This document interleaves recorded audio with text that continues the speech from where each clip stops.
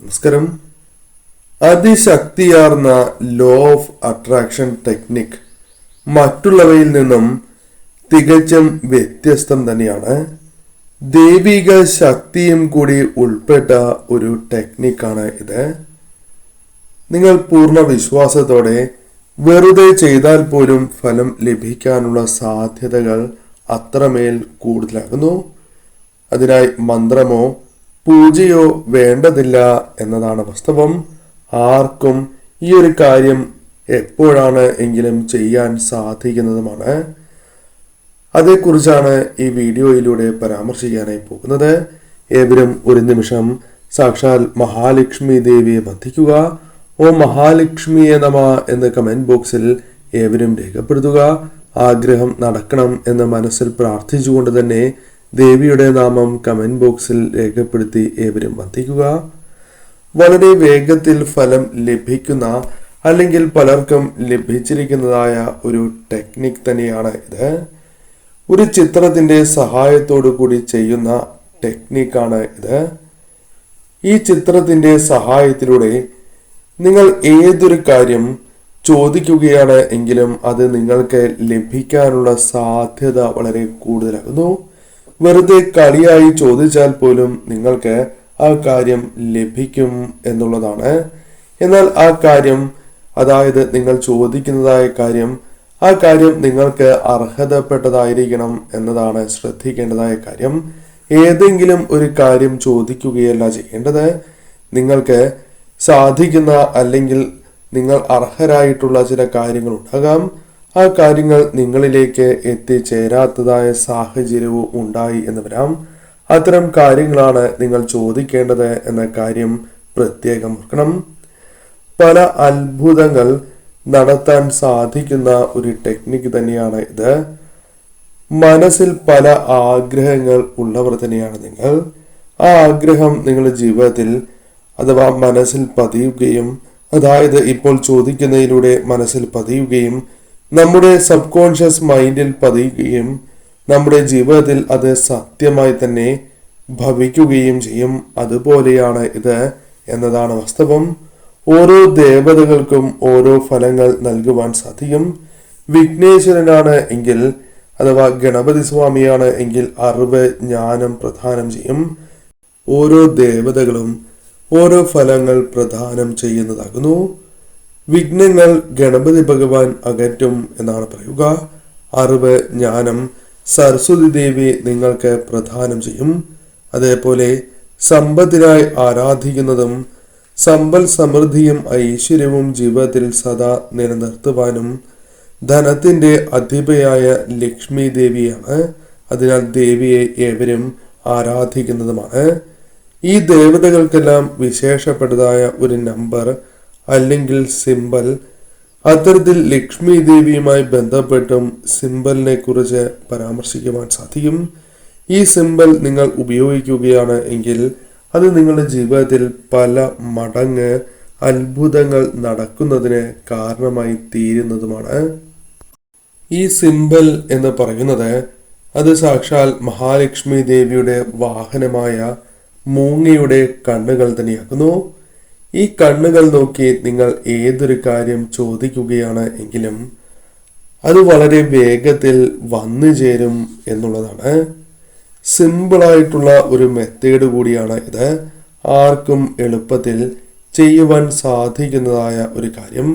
ഏത് സമയത്തും ഈ ഒരു കാര്യം നിങ്ങൾക്ക് ചെയ്യുവാൻ സാധിക്കും.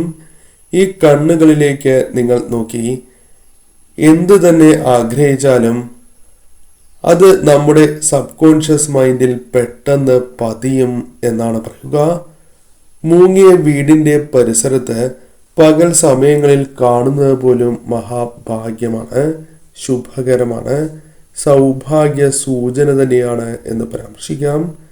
ഇപ്പോൾ സ്ക്രീനിൽ കാണുന്നതായ മൂങ്ങയുടെ കണ്ണിലേക്ക് നോക്കി 5 സെക്കൻഡ് നിങ്ങൾ ഇരിക്കണം. ആഴത്തിൽ അത് മനസ്സിൽ പതിയേണ്ടതായിട്ടുണ്ട്. ആവശ്യമെങ്കിൽ നിങ്ങൾക്ക് പ്രിന്റ് എടുത്ത് വയ്ക്കാവുന്നതുമാണ്. ആവശ്യമുള്ള സമയം ഇനി പറയുന്നത് പോലെ തന്നെ അവയുടെ കണ്ണിലേക്ക് നോക്കി തന്നെ നിങ്ങൾ ചെയ്യണം. അതായത് 5 സെക്കൻഡ് നിങ്ങൾ ഇപ്രകാരം തന്നെ ഇരുന്ന് ചെയ്യണം. ശേഷം 5 സെക്കൻഡ്, അതായത് 5 സെക്കൻഡ് നോക്കിയതിന് ശേഷം നിങ്ങളുടെ ആഗ്രഹം എന്താണോ അത് നടന്നു കിട്ടി, പെട്ടെന്ന് തന്നെ കാര്യങ്ങൾ നടന്നു എന്ന രീതിയിൽ മനസ്സിൽ നിങ്ങൾ ഓർക്കണം. ആഗ്രഹം നടക്കുകയാണ് എങ്കിൽ തീർച്ചയായും നിങ്ങൾ മനസ്സിലുണ്ടാകുന്ന പ്രധാനപ്പെട്ടതായ ഒരു കാര്യം സന്തോഷം തന്നെയാകുന്നു. ആ സന്തോഷം നിങ്ങളുടെ മനസ്സിലേക്ക് ഇപ്പോൾ കടന്ന് വരേണ്ടതുമാണ്. സന്തോഷത്തോടു കൂടി വേണം ഇപ്രകാരം നിങ്ങൾ ചെയ്യുവാൻ. കണ്ണുകൾ അടയ്ക്കാതെ തന്നെ നിങ്ങൾക്ക് ചെയ്യേണ്ടതായിട്ടുണ്ട്. കണ്ണുകൾ അടയ്ക്കാതെ തന്നെ ഇങ്ങനെ ചെയ്യണം. എല്ലാവർക്കും, അതായത് എല്ലാ വ്യക്തികൾക്കും 5 സെക്കൻഡ് തന്നെ മതിയാകണം എന്നില്ല. എപ്പോൾ ഈ ചിത്രം നിങ്ങളുടെ മനസ്സിൽ ആഴത്തിൽ പതിയുന്നുവോ അപ്പോൾ ആഗ്രഹം നടന്നതായി മനസ്സിൽ കാണുക. ചിലർക്ക് അത് 10 സെക്കൻഡ് ആകാം, ചിലർക്ക് അരമിനിറ്റ് പോലും ആവശ്യമായി വന്നു എന്ന് വരാം. അതിനാൽ ഇപ്പോൾ പ്രാധാന്യം അറിയിക്കുന്നതായ കാര്യം സമയത്തിനല്ല, പകരം എപ്പോഴാണോ നിങ്ങളുടെ മനസ്സിൽ ആ ആഴത്തിൽ ആ ചിത്രം പതിയുന്നത് എന്നതാകുന്നു. അതിന് 1 മിനിറ്റ് എടുത്താൽ പോലും ആ 1 മിനിറ്റ് തന്നെ ഇപ്രകാരം നിങ്ങൾ ചെയ്യുവാനായി, മനസ്സിൽ പതിയാനായി തന്നെ എടുക്കാവുന്നതാണ്. വ്യക്തത വേണം എന്നതാണ് വാസ്തവം. അതായത് നിങ്ങൾ മനസ്സിൽ വിചാരിക്കുന്നതായ ആ കാര്യത്തിന് വ്യക്തത ആവശ്യമായിട്ടുണ്ട്. അതേക്കുറിച്ച് കൂടി മനസ്സിലാക്കാം.